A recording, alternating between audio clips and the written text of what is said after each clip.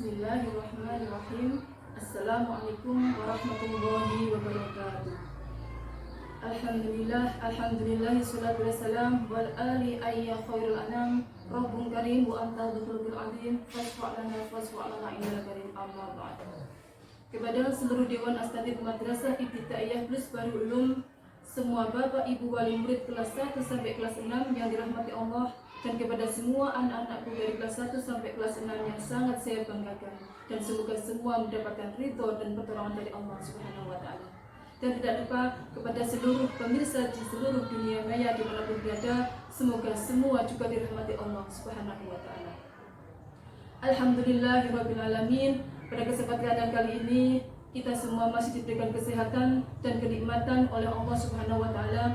Untuk itu, mari kita ikrarkan bersama-sama dengan bacaan Alhamdulillahirabbil alamin. Allahumma sholli ala sayyidina Muhammad wa ala ali sayyidina Muhammad. Semoga kita senantiasa mendapatkan syafaat min yaumi hadza ila yaumil akhirah. Amin amin ya rabbal alamin. Bapak Ibu para pemirsa yang dirahmati Allah, dalam Mutiara Hikmah Ramadan tahun 1445 Hijriah bulan ini, saya Mahirul Mawati selaku Asatidz Madrasah Ibtidaiyah Baru Ulum, Kecamatan Kebonsari, Kabupaten Madiun, akan menyampaikan Mutiara Hikmah dengan tema 5 perkara yang merusak pahala puasa. Para pemirsa yang dimuliakan Allah Subhanahu wa Ta'ala, ada perkara yang membatalkan puasa dan ada perkara yang merusak pahala puasa. Jadi perkara ini tidak membatalkan puasa, tetapi hanya sekedar merusak pahala orang yang sedang puasa. Jadi seakan-akan ia tidak puasa. 5 perkara ini tercantum dalam hadis Bismillahirrahmanirrahim. Khamsun yuftirna shaim al-kadhibu wal ghibatu wan namimatu wal yaminu kadhibah wan nadaru bisyahwat. 5 perkara yang bisa membatalkan pahala puasa. Yang pertama berbohong, yang kedua menggunjing, yang ketiga adu domba, yang keempat sumpah palsu, dan yang kelima melihat dengan syahwat. Yang pertama al-kadhibu, berbohong. Berbohong itu mengatakan sesuatu keadaan tidak sesuai dengan keadaan yang sebenarnya. Sekarang ini berbohong itu tidak hanya sekedar dengan lisan, tidak sekedar dengan lidah, tapi kita bisa berbohong dengan jari-jari kita. Dengan jari kita ini bukan hanya sekedar bisa berbohong, bahkan bisa menyebarkan kebohongan.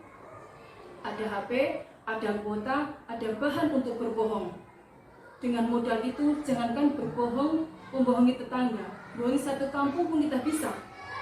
Maka zaman sekarang ini hati-hati para pemirsa. Mari bulan Ramadan ini kita jadikan momentum untuk introspeksi.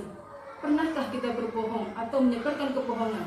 Jika pernah, mari kita evaluasi, kita berbenah diri. Jangan sampai di bulan Ramadan yang mulia ini kita masih tetap berbohong.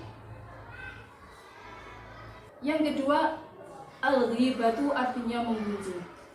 Ghibah ini adalah penyakit.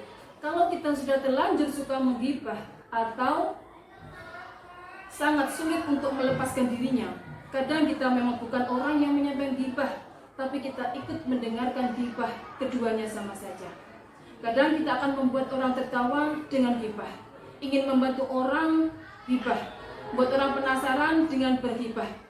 Memang ghibah ini menarik para pemirsa, tapi azabnya juga menarik, termasuk orang yang muflis atau bangkrut. Kenapa dikatakan bangkrut? Karena sekalipun orang yang ghibah ini sering ke masjid, dia sering membayar zakat, dia sering membantu sesama, tapi nanti dia masuk ke dalam neraka karena pahalanya diberikan pada orang yang dia ghibahi. Dan kemudian karena pahalanya sudah habis, digantikan dosa yang dighibahi diberikan kepada dirinya. Semoga kita jauhkan dari sifat ini. Yang ketiga, an-namimah, artinya adu domba. Berkata atau berbuat agar kemudian terjadi permusuhan, terjadi pertengkaran, terjadi perkelahian. Zaman sekarang ini untuk adu domba ini gampang sekali. Sekedar kita membuat status di WhatsApp, sekedar upload foto di Facebook, di TikTok yang mengandung unsur adu domba, mengandung sindiran, cacian atau ejekan pada pihak tertentu, terjadilah kemudian perkelahian, pertengkaran, menggoncangkan sebuah desa bahkan negara. Luar biasa bahaya adu domba ini. Maka mari kita jauhi sifat adu domba, lebih-lebih pada bulan Ramadan ini, agar kemudian kita benar-benar mendapatkan pahala puasanya Ramadan dengan sempurna. Amin. Yang keempat, sumpah palsu. Bersumpah untuk menguntungkan suatu pihak dan merugikan pihak yang lain, ini perbuatan yang betul-betul dan jelas-jelas dilaknat oleh Allah Subhanahu wa taala. Semoga kita terhindar dari perbuatan yang keji ini. Amin. Yang kelima adalah memandang dengan syahwat. Oh, ini sangat luar biasa godaannya zaman sekarang.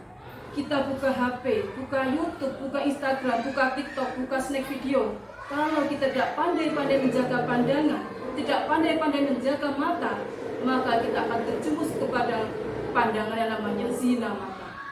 Allah berikan kita penglihatan untuk melihat kebesarannya, membaca ayat sucinya, tapi malah kita gunakan untuk maksiat, untuk melihat apa yang dilarangnya. Dan tentunya, andaikan zina mata kita lakukan pada waktu puasa, maka ibadah puasa kita akan sia-sia. Para pemirsa yang dimuliakan oleh Allah Subhanahu wa taala, itulah 5 perkara yang bisa merusak pahala puasa. Mari bersama-sama kita berusaha untuk menghindarkan diri dari 5 perkara tersebut, karena Nabi Muhammad bersabda, "Kamin sha'imin laisa lahu min syamihi illa juwal fas." Berapa banyak orang yang berpuasa namun dia tidak mendapatkan sesuatu dari puasanya kecuali rasa lapar dan dahaga. Jangan sampai kita menahan lapar dan dahaga dari terbitnya matahari sampai terbitnya matahari, tapi kemudian kita tidak mendapatkan apa-apa dari puasa kita tersebut. Sungguh kita termasuk orang yang merugi.